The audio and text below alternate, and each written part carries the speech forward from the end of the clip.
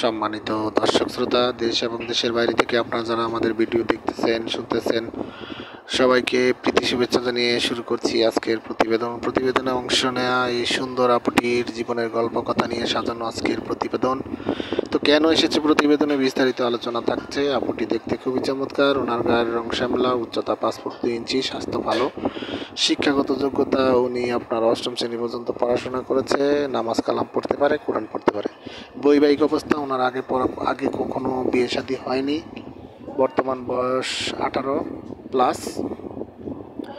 পরিবারের উনি বড় মেয়ে, ওনার আর একটা ছোট বোন আছে, বোনটি আপনার স্কুলে পড়ে ক্লাস 7-এ। ওনার পরিবারে বাবা মা দুজনেই আছে।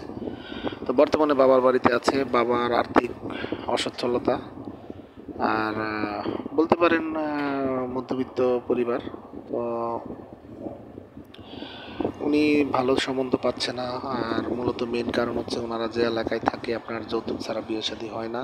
তো সেই ক্ষেত্রে উনি খুবই নিরুপায় হয়ে আমাদের চ্যানেলের সাথে যোগাযোগ করে প্রতিবেদন নিয়ে এসেছে। ওনার কথা হচ্ছে, ওনার সার্বিক অবস্থা জেনে যদি কোনো পাত্র বিয়ে করতে আগ্রহী থাকে উনি ওনাকে বিয়ে শাদী করতে রাজি আছে। পাত্রের বয়স অবশ্যই 35-এর মধ্যে বা সর্বোচ্চ আপনার 35-এর মধ্যে থাকলে ওনার জন্য ভালো হয়। আর পাত্র অবশ্যই কোনো কিছু করে, চাকরি বা ব্যবসা, এই ধরনের পাত্রের খোঁজে উনি মূলত প্রতিবেদনে এসেছে।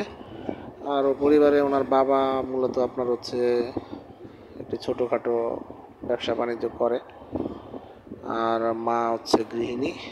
তো সেই ক্ষেত্রে বলতে পারেন ওনাদের আর্থিকভাবে ওনারা অতটা সচ্ছল নয়। তা আপনারা যারা এই ধরনের পাত্রী খোঁজে আছেন, স্ক্রিনে দেওয়া নাম্বার আছে, কথা বলে নাম ঠিকানা ডিটেল জেনে ওনার সাথে সম্পর্ক তৈরি করতে পারেন। আর আমাদের চ্যানেলের ভিডিওগুলো যদি ভালো লাগে, না টেনে পুরো ভিডিও দেখে একটি লাইক কমেন্ট শেয়ার করবেন, চ্যানেলটিকে সাবস্ক্রাইব করতে ভুলবেন না।